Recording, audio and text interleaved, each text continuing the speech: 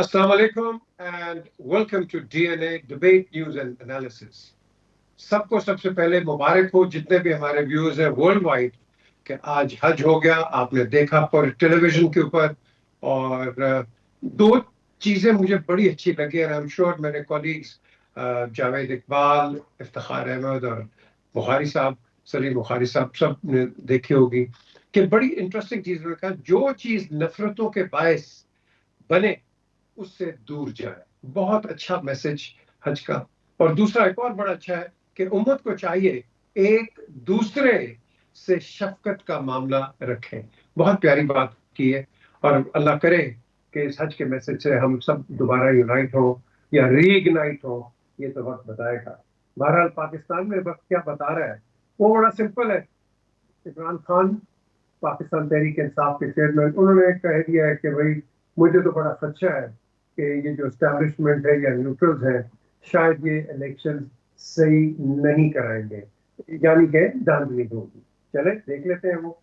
और लेकिन साथ साथ इलेक्शन कमीशन ने बड़ा अच्छा एक जवाब दिया। उन्होंने कहा गद्दारी के फतवे ये जो लग रहे हैं इससे जो हमारे जो इदारे हैं वो खत्म नहीं होते हैं। और ये मैं समझता हूँ बड़ी अच्छी बात है, क्योंकि गद्दारी हम हर एक पर पाकिस्तान में गद्दारी के लगा देते हैं तम तक। ज़िमनी इलेक्शंस में हमने देख लिया है कि पाकिस्तान पीपल्स पार्टी ये सपोर्ट करेगी PMLN को, बड़ी अच्छी बात है, ठीक है। इनका एक अलायंस भी है अगेंस्ट PTI। और साथ साथ जो बड़ा मैं समझता हूँ जो बहुत बड़ी स्टोरी अब निकल रही है, और ये पहले क्यों नहीं निकली, राना सनाउल्लाह का, अब फवाद चौधरी ने भी कहा, असद उमर ने भी कहा कि इनके ऊपर जो केसेस थे वो ALF ने लगाया, PTI ने नहीं लगाया। ओ भाई पहले तुम क्यों नहीं बोले, फिर मुझे बताओ ना पहले क्यों नहीं बोले। ये जो इतने फ्रैक्चर हो गए बिकॉज उन्होंने आप पे ब्लेम डालना था, पहले बोल देते हमने नहीं बनाया, ALF ने बनाया। बहरहाल इस पर हम बात करेंगे। और एक और चीज जो बड़ी बात है कि डॉक्टर खालिद मकबूल ने डॉक्टर फारूक सत्तार के साथ जो बातचीत शुरू की है और उनके जो एतराजात थे या ऑब्जर्वेशन थी उसको भी उन्होंने ठीक है। क्या होता है आगे भी हम गैस शैस की सारी बात करते हैं, बिजली की। लेकिन बुखारी साहब मैं आपसे शुरू करूंगा। ये जो आज एक तो हज पे थोड़ा सा हमें रोशनी डाल दे, और दूसरा ये जो इमरान खान के खदशा। बहुत शुक्रिया आपका पीजे। एक तो आप ही की तरह और अपने साथियों के साथ मिलके मैं मुबारकबाद देता हूँ हज की पूरी मुस्लिम उम्मा को, सिर्फ पाकिस्तान के मुसलमानों को नहीं बल्कि अक्रॉस द वर्ल्ड जहाँ जहाँ मुसलमान हैं। और ये बात भी आपकी दुरुस्त है कि इस हज का जो खुतबा था उसके अंदर जो मैसेज गया वही इस्लाम की सही स्पिरिट के मुताबिक है। सारी ज़िंदगी रसूल करीम सल्लल्लाहु अलैहि वसल्लम ने जिसका प्रचार किया, जिसकी तबलीग की कि जो भाईचारा है, जो शफ़क़त है एक दूसरे के साथ, उसको प्रमोट होना चाहिए और पीस के साथ रहना चाहिए, माइनॉरिटीज़ को भी और मुसलमानों को भी, जहाँ कहीं भी सोसाइटी में वो इकट्ठे हैं। तो एक तो ये बहुत स्ट्रॉन्ग मैसेज खुतबा हज में दिया गया है। अब आ जाइए जनाब, हम अपने कप्तान की बात कर लें। मेरे ख्याल से कप्तान साहब जो हैं वो ये कह रहे हैं कि उन्हें खदशा है कि एस्टेब्लिशमेंट कहीं इलेक्शन में धांधली ना करे, यानी शफाफ इलेक्शन ना करवाए। अगर तो ये बात वो अपने किसी तजर्बे पर कह रहे हैं तो उसको भूल जाए। अब कोई तजर्बा अब ना रिपीट होने जा रहा है, ना उनकी ख्वाहिशात के मुताबिक कुछ भी होने जा रहा है। तो ये इल्ज़ाम तराशी अब इसलिए नहीं है कि उनके पास कोई सबूत है कि फ़ौज जो है या एस्टेब्लिशमेंट जो है वो मदाखलत करती है इलेक्शन में, बल्कि ये उनकी नविश्ता दीवार लिखी हुई शिकस्त जो है जिसको वो एंटिसिपेट कर रहे हैं, चाहे वो पंजाब है, चाहे वो उसके बाद होने वाली जनरल इलेक्शन है। उनका ख्याल ये है, उनको ये लग रहा है, उनके ग्राउंड पर जो सिचुएशन है उससे उन्हें दिखाई दे रहा है ये कि सूरत हाल उनके हक़ में होने नहीं जा रही है। और अगर ऐसा है तो बजाय इसके कि एस्टेब्लिशमेंट पर इल्ज़ाम तराशी की जाए, have a big heart, either accept it or keep shut, यानी या आप ना बोलें, अगर बोलें तो हक़ाइक़ के मुताबिक बोलें। मेरे ख्याल say that could alone be the great message. लेकिन इसके साथ साथ जो इलेक्शन कमीशन ने बयान दिया है मैं उस पर भी बहुत खुश हूँ, इसलिए कि उसको ब्लैकमेल करने की कोशिशों की बहुत सारी यानी सबूत जो हैं वो तो हमारे सामने आ रहे हैं। जो आपने नैब के बारे में जो कुछ सुन रखा है, नैब ने कितना बड़ा इंस्ट्रूमेंट था आप तसव्वुर नहीं कर सकते। अगर आप यानी नवाज़ शरीफ की एग्ज़िट से शुरू हो जाएं और उसके बाद से जो नैब का रोल रहा है वो हम सब के सामने है। लिहाजा इलेक्शन कमीशन का ये कहना कि हम नहीं डरते गद्दारी के ये जो फतवे आप बांटते हैं, मेरे ख्याल say that is the kind of spirit जो चाहिए कि जो अदारों के सरबराह हों, ख़ास तौर से आइनी अदारों के सरबराह, उनके सामने सिर्फ आइन होना चाहिए। बड़ी बड़ी शख्सियात हों, बड़े बड़े क्राउड्स हों, बड़े बड़े मुजाहरे हों, उससे उनको मरूब नहीं होना चाहिए, तभी वो सिर्फ अपना आइनी रोल जो है वो ढंग से निभा सकते हैं। तो compliments to election commissioner, particularly election chief election commissioner, who has shown the courage to stand against all odds. फिर जो मुकाबला होने जा रहा है इलेक्शन का पंजाब के अंदर, ये कई लिहाज से बहुत इम्पॉर्टेंट है। एक तो ये कि PTI की सारी प्रोजेक्शन पिछले 4 साल में ये थी कि मुस्लिम लीग के साथ अब कोई नहीं खड़ा। शेख रशीद साहब जैसे भोंपू जो हैं वो ये कहते थे कि मुड़ के देखेंगे शहबाज शरीफ नवाज शरीफ तो पीछे 4 बंदे नहीं खड़े होंगे। वो सारी मिथ ज़मी बोस हो चुकी हुई हैं। आज तक भी पाकिस्तान मुस्लिम लीग नून के MPA MNA इंटैक्ट हैं तमाम तरह प्रेशर्स के बावजूद। ये उनको कोई मैं कम्प्लीमेंट देने की कोशिश नहीं कर रहा, मैं हकायक बता रहा हूँ आपको, या मुझे नाम ले दे कि फ़लाँ फ़लाँ जो है, बल्कि जो नाराज़ हो गए थे या नाराज़ कर दिए गए थे उनकी भी वापसी हो गई है। एक तो ये बहुत बड़ा फैक्टर है। और दूसरी बात यह है कि परफॉर्मेंस जो यानी PTI की परफॉर्मेंस थी पंजाब में वसीम अकरम प्लस साहब के ज़ेरे साया, उसका जो भुरकस निकला है और जो दास्तान करप्शन की अब रकम हो रही हैं उनको अगर आप मद्देनज़र रखें तो ये मुख्तर से वक्फे में जो कुछ पंजाब में किया गया है, लोग अब अंधे नहीं हैं, लोग अच्छी तरह से समझते हैं कि कौन किस चीज़ का अहल है और कौन किस चीज़ का अहल नहीं है। बिल्कुल सही कहा। अच्छा इफ्तिखार साहब, ये जो बुखारी साहब ने बात की है, पहले तो बड़े वो इमरान बड़े कह रहे थे कि भाई आप जो मर्जी कर लें, एस्टैब्लिशमेंट भी ले आए, लेकिन हमने तो ये 20 सीटें जो अभी हैं ज़िमनी इलेक्शंस में, ये तो हम जीत जाएंगे, और लेकिन अब इनको फिर खदशा हो गया। ये क्या बात है? सर कोई बात नहीं है, मकसद सिर्फ इलेक्शन कमीशन पर दबाव बढ़ाना है। इलेक्शन कमीशन के पास जो मुकदमा इनका पड़ा हुआ है फॉरेन फंडिंग केस, उसको ये नताइज से खौफजदा पहले से ही हैं, और ये पहली दफ़ा इलेक्शन कमीशन पे इतराज़ नहीं उठाया, डस्का से ये शुरू हुए हैं, बल्कि उस वक्त तो ये सियालकोट से उससे भी पहले वो उस शक्ल से शुरू हुए हैं। और उस वक्त तो मुतालबा ही इनका बड़ा अजीब था। इनका मुतालबा था सारा इलेक्शन कमीशन मुस्तफ़ी हो जाए, और फिर इनकी ये बात को लेके सारी पार्टी की क़यादत मुसलसल महीनों तक ये मुतालबा करती रही।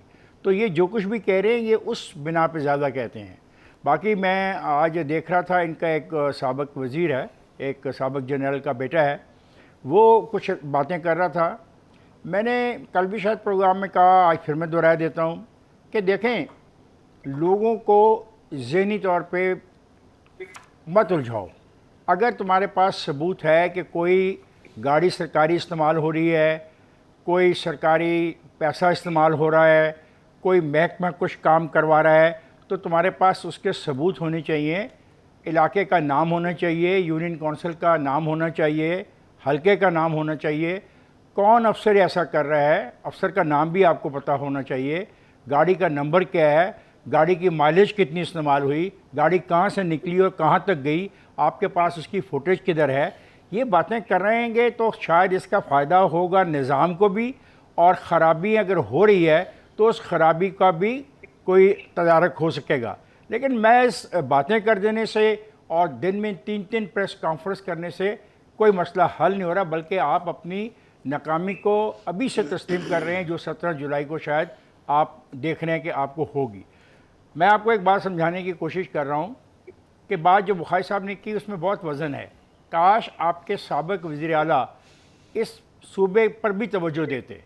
अगर सूबे पे तवज्जो देते तो ऐसे हालात न होते। मसलन मैं अपने शहर की बात करता हूँ, बार बार अपने शहर की बात करता हूँ, क्योंकि मैं शहर को ही एक छोटा सा मुल्क समझता हूँ, एक छोटा सा सूबा समझता हूँ। मेरे शहर में 4 साल में कोई ऐसा काम नहीं हुआ कि जिसकी बिना पर मैं अपने वोट का अगर हक़ इस्तेमाल करने का मुझे अगर चॉइस दी जाए तो मैं बुज़दार के कामों पर वोट दूँ। तो अब इसमें क्या हो सकता है? इसमें तो कोई किसी की जिम्मेदारी नहीं है ना। तो मेरा तो आपसे सिर्फ गुजारिश ये है कि अब आपने इस्टेब्लिशमेंट को भी घसीट लिया है, और आज आपने ये भी कहा है कि इस्टेब्लिशमेंट से आपके गुफ्तगू के इम्कानात भी हैं। अभी आप कह रहे हैं कि आपने गुफ्तगू के रास्ते भी खुले रखे हुए हैं। ये भी तासर आपकी तरफ से दिया जा रहा है कि हमारी बातचीत भी चल रही है। एक तरफ आप इस्टेब्लिशमेंट पे दबाव बढ़ा रहे हैं, एक तरफ आप इस्टेब्लिशमेंट के मामलात में उलझाव की बात करते हैं, एक तरफ इलेक्शन कमीशन पे दबाव डाल रहे हैं। हर चीज़ को दबाव में मत लाइए प्लीज़। अब आपको इतना तजुर्बा नहीं हुआ, 9 साल से आप हुक्मरानी कर रहे हैं खैबर पख्तूनख्वा में, और यहाँ भी आपने 3.25 साल पंजाब में की है, मरकज़ में की है। कुछ तो सीख लिया होता कि हुकूमतें चलती कैसे हैं, हुकूमती अदारे चलते कैसे हैं। प्लीज़। ओके जावेद, ये इफ्तिखार साहब ने एक बड़ी इंपॉर्टेंट बात की है कि बुज़दार साहब ने इतना काम नहीं किया, लेकिन अगर आप पेशावर देख लें, लाहौर देख लें, कराची देख लें, कोयटा देख लें, जो भी चीफ मिनिस्टर है वो इन शहरों पे कंसंट्रेट करता है, लेकिन इंटीरियर कहीं नहीं जाता। डू यू एग्री और नॉट? देखिए, जो भी चीफ मिनिस्टर आता है वो एक अपनी पार्टी की पॉलिसी लाइन को लेके चलता है, और जो पार्टी का कायद टारगेट करता है उसके मुताबिक ही फंड्स की डिस्ट्रीब्यूशन होती है। माजी में आपने देखा होगा, पंजाब में था तो ज़्यादातर डेवलपमेंट सिर्फ लाहौर की थी। आप साउथ पंजाब में चले जाएं, आज भी चले जाएं, तो उसकी हालत आपको आज भी नज़र आएगी। सड़कें टूटी हुई हैं, सीवरेज का कोई निज़ाम नहीं है, साफ़ पानी का कोई सिस्टम नहीं है, लोगों को पीने का पानी नहीं मिलता। ये बदकिस्मती है। लेकिन पाकिस्तान की सियासत का, जो अब इमरान खान वाली बात है उस पर आ जाएं, कि पाकिस्तान की सियासत का हमेशा से ये डायलेमा रहा है कि हमने अपनी कमज़ोरियों और नाकामियों को हमेशा अदारों पे मलबा डाला है। माजी में कभी हमने ये मलबा खलाई मखलूक की शक्ल में डाला, कभी हमने कहा वोट की इज्जत दो का बयानिया लेके चले।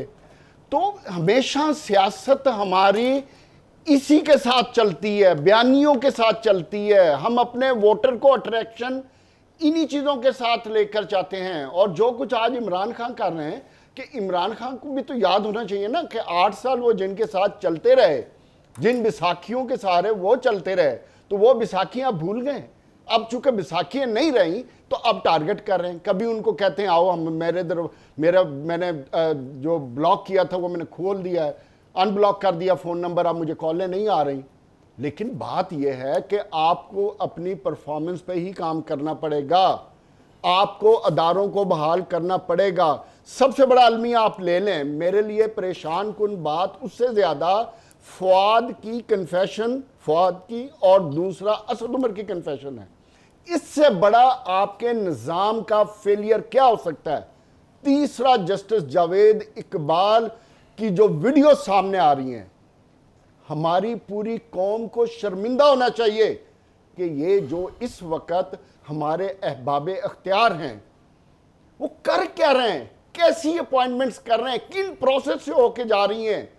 किसी ने पूछा जस्टिस जावेद इकबाल को जिसने अपॉइंट किया था कैसे किया था? ये हमारे सिस्टम के फेलियर्स हैं। अगर चीजें सामने आ गई तो अभी तक एक्शन क्यों नहीं हुआ? उनसे टाइटल क्यों नहीं हम वापस ले लेते? हम उन पे एफआईआर क्यों नहीं दर्ज करा सकते?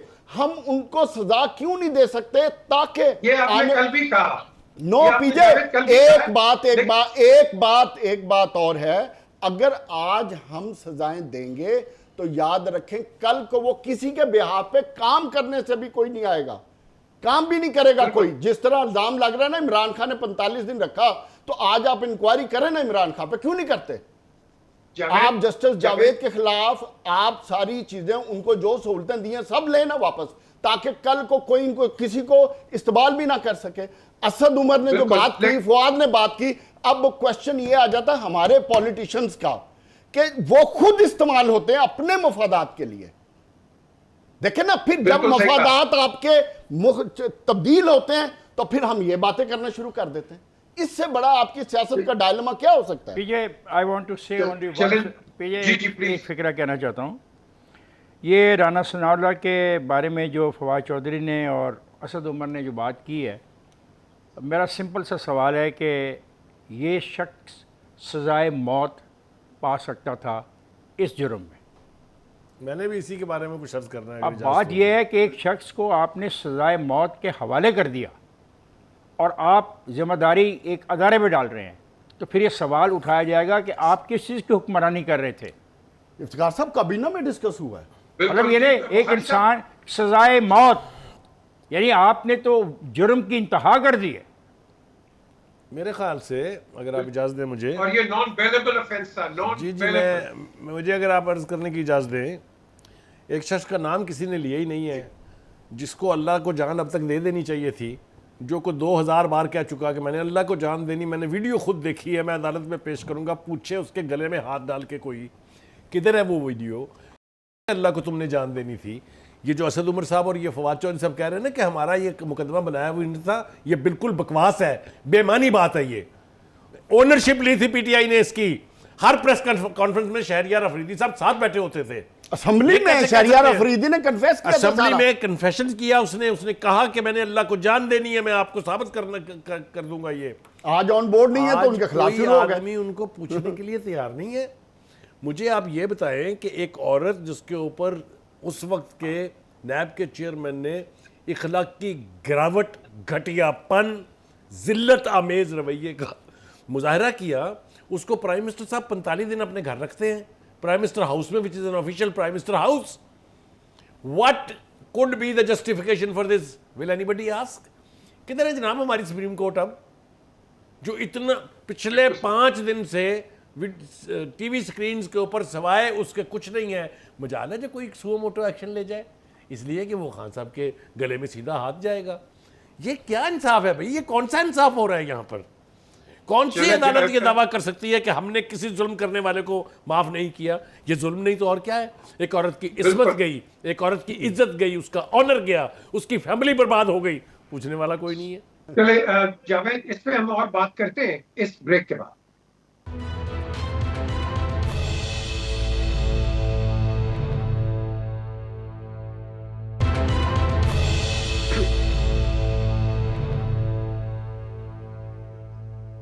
Welcome back to DNA.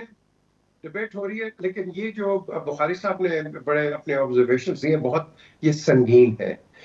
इस पे इन्वेस्टिगेशन जरूर होनी चाहिए और व्हाई नॉट।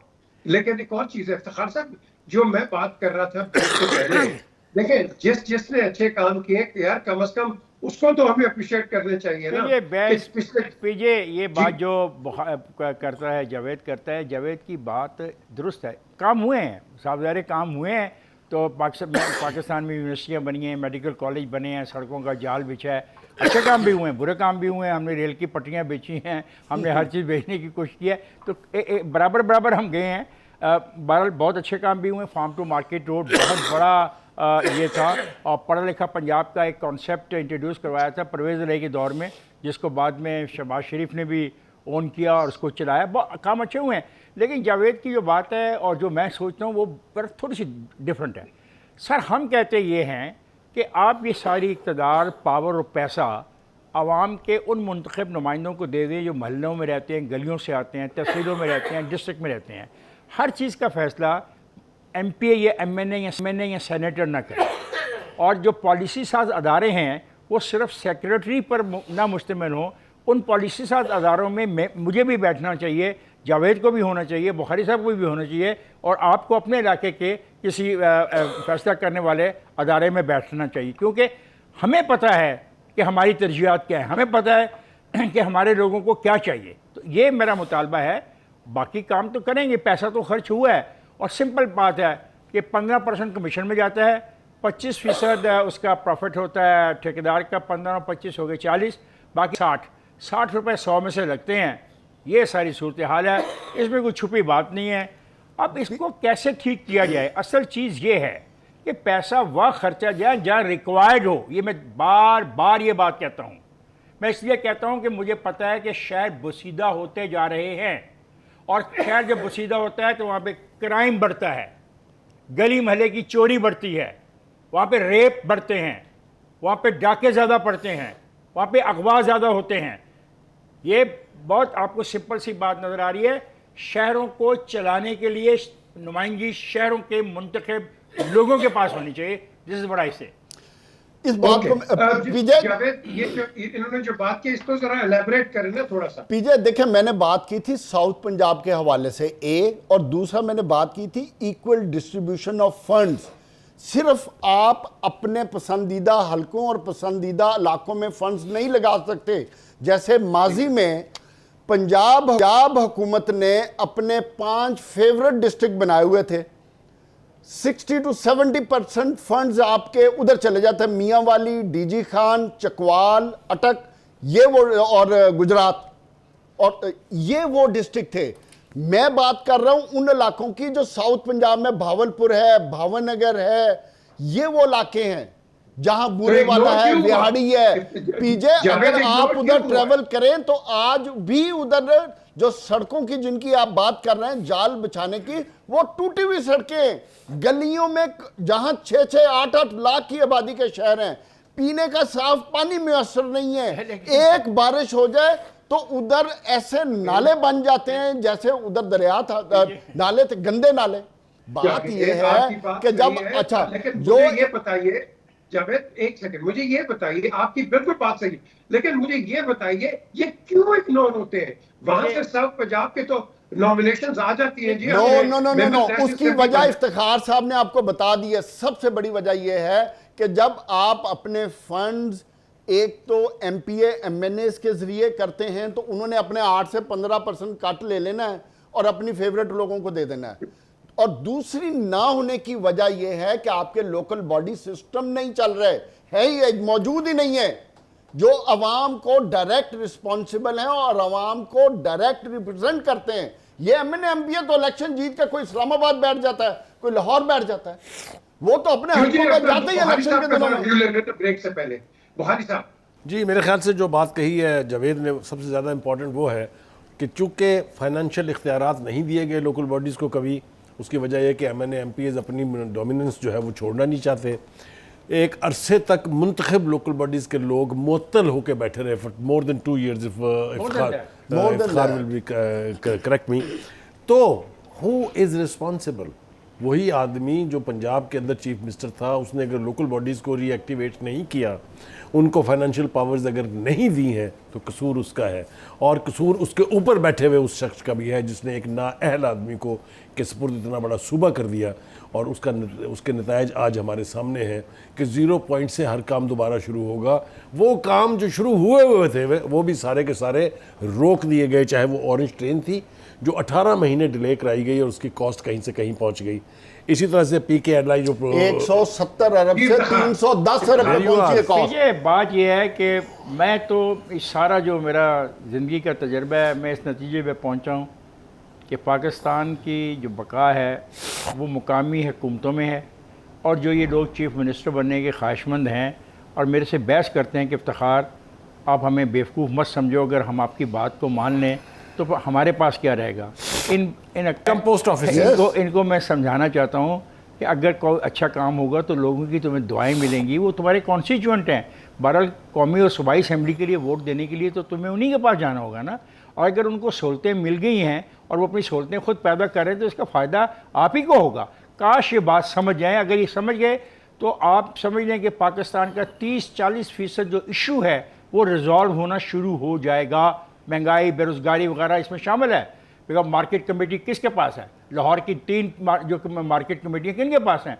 वो एमपीए के नामजद करदा किसी आदमी के पास हैं जो चेयरमैन है, उसको से कोई ताल्लुक नहीं। रेट क्या है, मंडी में माल कितने बजे आया, जो आया उसको आड़ती को क्या मिला, बाज़ार में किस रेट पे गया, उसको कोई इंटरेस्ट नहीं। और अगर वहाँ का कोई मुकामी आदमी वहाँ बैठा होगा तो उसको पता होगा शाम को महल्ले में जाएगा तो पंचायत में उसकी बेइज्जती होगी और उसके लोग पूछेंगे यार तुम तो लुटेरों के साथ शामिल हो गए हो, तो वो बिहेव करेगा।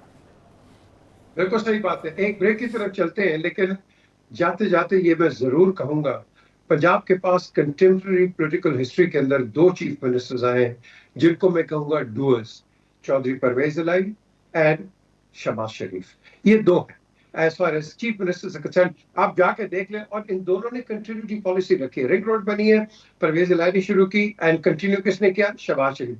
ये जो एक चीज होती है, मैं समझता हूँ development, this goes in the interest of the people, जो कि हम सारे चारों यहाँ बैठ के बात कर रहे हैं। और ये बात करते हैं इस ब्रेक के बाद।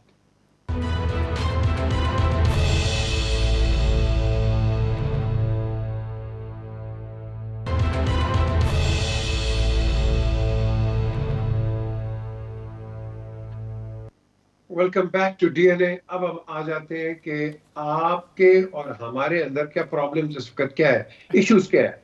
गैस की कीमत बढ़ गई है 335%। और मैं अभी कुछ थोड़ी देर पहले जो हमारे लीडिंग इंपोर्टर है गैस के, मैंने उनसे बात की, वो बिल्कुल मुत्तफिक है। वो कहते हैं कि पहले हो जाना चाहिए था, क्योंकि जो आदमी 10,000 है उसके ऊपर आपने कुछ किया नहीं, आप जरा इसको पकड़ो ना, इसको क्यों नहीं पकड़ते अच्छा हो? पीछे और जो दूसरा है जी, पीछे आप ये गैस की बात कर रहे हैं, लेकिन कल एक बहुत अच्छी चीज़ हुई और जिसके साथ ही उन्होंने कह दिया कि ये तो लूट मार का एक नया रास्ता खोलने लगा है वज़ीर आज़म और उसका बेटा। आप क्यों नहीं सोलर की तरफ आहिस्ता आहिस्ता जाते? क्यों नहीं हर घर के ऊपर सोलर लगने के लिए हम ये पैसा खर्चते? खरबा रुपया तो खर्चते हैं ना हम गैस वैस के लिए। तो आहिस्ता आहिस्ता आप एक हम लंबा मनसूबा क्यों नहीं शुरू करें? चले छोटे शहरों से कर लें, कस्बों से कर लें, देहातों से कर लें। अब आप ज़रा गौर करें, आप की बिजली की सप्लाई करने के लिए जो खंभे आप लगाते हैं, जो तार बिछाते हैं, जो देहातों में आप लेके जाते हैं, उनसे भी बचत होगी, चोरी से भी बचत होगी, पैसा भी वापस आएगा। कोई लंबी बात सोचने भी की कोशिश करें। अभी आपने परवेज़ रई की बात की कि उसने रिंग रोड का आगाज़ किया। आप यकीन करें, उसका परवेज़ रई को ये मशवरा दिया गया था कि रिंग रोड के साथ साथ दरख्तों की भी रिंग रोड बना दो, और अगर उसका दरख्तों की रिंग रोड उस रिंग रोड के साथ बन जाती, सस्ते बन जाती, क्योंकि लैंड एक्विजिशन उसको जो की गई उसकी कीमत कम थी। आज ये रिंग रोड जो सारी है बिल्कुल इसके करीब साया कोई नहीं है। आज अगर हम लैंड एक्विजिशन करते हैं तो 3-4 हज़ार गुना ज़्यादा पैसा देना पड़ेगा। तो यहाँ पे मैं कहता हूँ यहाँ पे मैं कहता हूँ कि मुकामी हुकूमत अगर होती, मुकामी लोग होते, उनको मशावरत में शामिल किया जाता, तो वो इस मशवरे में ज़रूर हामी भरते।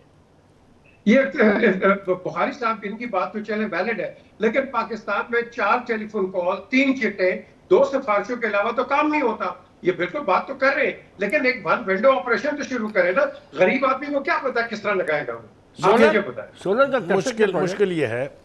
आप अगर चाइना लेटेस्ट गए हैं, मैं तो कई मरतबा गया हूँ, तो आप देखेंगे वहाँ पर शहरों की छतें जो है वो काली हुई हैं। बिल्कुल। अब किसी बड़ी बिल्डिंग का या किसी मल्टी स्टोरी बिल्डिंग का इजाज़तनामा ही नहीं मिलता जब तक उसके अंदर गारंटी इनबिल्ट मौजूद ना हो कि ये पूरे का पूरा सोलर पर चलेगा। लिहाजा आप देखें उनके शहरों से खंबे, तारों के उलझाव, ये सब कुछ ख़त्म होता जा रहा है, क्लीन होती जा रही हैं उनकी पॉपुलेशंस। अब अगर यहाँ किसी ने बात की है तो 1 सेकंड नहीं लगाया उन्होंने, फलां का बेटा फलां बैठा हुआ जी, वो है इसका, ना टेंडर हुए, बोली हुई, ना किसी को कॉन्ट्रैक्ट मिला है, प्रोपेगेंडा जो है पहले से शुरू हो गया। तो ऐसे माहौल में डेवलपमेंट के काम कैसे होंगे, मुझे आप बताइए। ये तो हर एक काम किसी न किसी कॉन्ट्रैक्टर ने करना है। हर काम का मतलब ये है कि जो भी गवर्नमेंट इनिशिएटिव लेगी, मलबा अपने गले डलवाएगी कि जनाब वो लुटमार हो गई जी। इसीलिए तो पिछली हुकूमत ने कोई काम नहीं करके दिया, because they were not ready to take risk, they were only interested in getting the money. मेरे ख्याल से इस प्रोपेगेंडे से बिल्कुल डरने की ज़रूरत नहीं है। चीफ मिनिस्टर चाहे पंजाब का हो, चाहे KPK का हो, बलूचिस्तान का हो, सिंध का हो, उन्हें इनिशिएटिव लेके लोगों की बहबूद और उनके कंफर्ट के काम करने चाहिए। इस मंसूबे को जिसका ऐलान किया है अपने पंजाब के चीफ मिनिस्टर साहब ने, हमजा शहबाज शरीफ साहब ने, कतई डरने की ज़रूरत नहीं है। गो हैड। जिस प्रोजेक्ट को आपने शुरू किया था सस्ती बिजली और फ्री बिजली 100 यानी यूनिट्स तक देने का, जो उसके ऊपर रिएक्ट जिस तरह से किया है PTI ने, और जिस तरह से बहुत, मैं लफ्ज़ इस्तेमाल नहीं करना चाहता, जिस तरीके से उसके ऊपर से हमें जुडिशरी से रिएक्शन मिला है, मुझे तो इस बात की बहुत हैरत है कि 20 हलकों में इलेक्शन हो रहा है और आपने 450 हलकों के लोगों को महरूम कर दिया। ये है खिदमत जो PTI अवाम की कर रही है। और खुदा के वास्ते आपने बात की है, बुखारी साहब, बात की है, ये वो इलेक्शन कमीशन कहती है कि जी ये इलेक्शन मैनूवरिंग हो रही है और इलेक्शन इंसेंटिव दे रहे हैं। नो यार, ये क्या इलेक्शन, नहीं PJ, I am very sorry, ये बिल्कुल 20 हलकों में क्या इलेक्शन मैनूवरिंग हो रही है, और जिसका इतलाक ही गज से होना था। ऐसा तो ना करो ना यार, सच को सच कहो और सच के साथ खड़े हो जाओ। नहीं कहना चाहिए ना, इलेक्शन कमीशन को नहीं कहना चाहिए। बिल्कुल ठीक बात। जी जावेद। जी जावेद, देखिए मैं तो 2 बातें करूँगा। पहली चीज़ ये है, जो सोलर वाला इनिशिएटिव है बिल्कुल ठीक इनिशिएटिव है, और अगर इस पे कोई इल्ज़ाम तराशियाँ लग रही हैं तो उस इल्ज़ाम तराशियों के लिए आप बेफिक्र रहें। ईद के बाद एक कानून आ रहा है, और वो कानून ये आ रहा है कि स्टेट टू स्टेट जब कोई भी एग्रीमेंट होगा, हुकूमतें करेंगी, तो वो अंडर किसी कानून और नैब उसको स्क्रूटनाइज नहीं कर सकेगा। तो ये मैं आपको ब्रेकिंग दे दूं खबर, तो ये कानून आ रहा है और ये एक अम्ब्रेला प्रोवाइड कर देगा सबके लिए। ठीक है, एक बात। और दूसरी बात, इनिशिएटिव ठीक है, अगर एक तरीके के साथ किया जाता है तो होना चाहिए। अब आ जाए असल बात की तरफ कि जो IMF की कंडीशंस आप स्टेप बाय स्टेप मानते हुए गरीबों की तबाही की तरफ चले हैं, आप उसको इग्नोर नहीं कर सकते। अगर आपने आईएमएफ के साथ 45% गैस इंक्रीज साइन करके आए हैं तो आपने कर दी है। अब उसका गरीब आदमी ने क्या पे करना है? आप जो मर्जी कहते रहेंगे हम ये रिलीफ दे देंगे, वो रिलीफ शलीफ जितना भी मिलेगा उससे उसका घर नहीं पूरा होने वाला। बिजली की कीमतें कहां पहुंच गई हैं? जिन गरीबों का बिल 8-8 हज़ार आता था, इस महीने उनको 18-18 हज़ार बिल आया। अभी तबाही होनी है आगे। ये खुदारा जो महंगाई वाला, इसके लिए कोई और इनको सबको मिलके बैठ के फैसले करने पड़ेंगे। ये जो एक दूसरे पे इल्जाम तराशियां और अपनी सियासी साख बचाने के लिए एक दूसरे पे जो हम चलते हैं, ये अब खत्म करें। अब ब्रेक के बाद हम वापस आते हैं और फिर हम will continue with this discussion. हमारे साथ रहिए।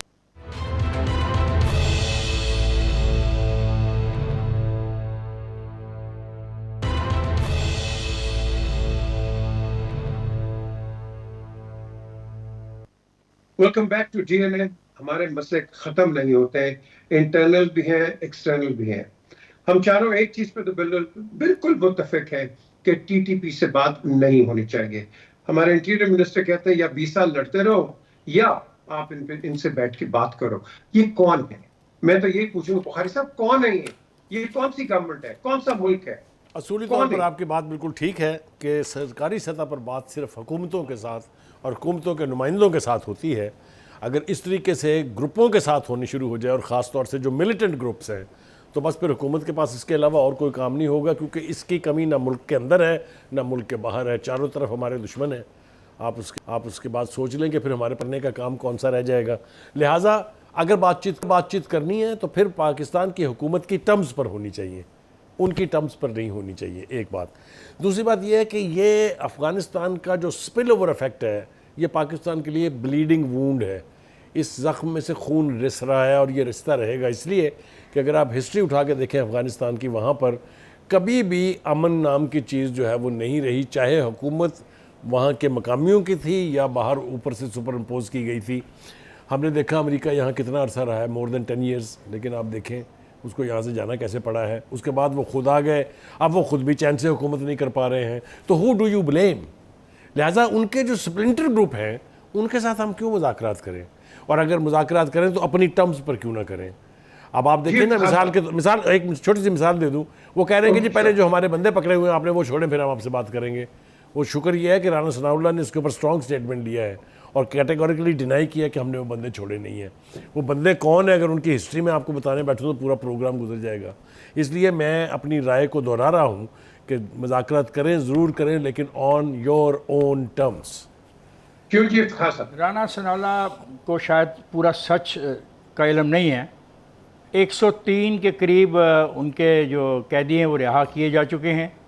दो ऐसे दो लोग जिनको एक को सज़ाए मौत और एक को उम्र कैद की सज़ा हो चुकी है, अनाउंस कर दी गई थी और ये आर्मी कोर्ट का फ़ैसला था, उसको तीसरे फरीक के पास दे दिया गया है इन डायलॉग के दरमियान के जब तक ये डायलॉग चलते हैं तो उन पर हम एग्जीक्यूट करते उस सज़ा को।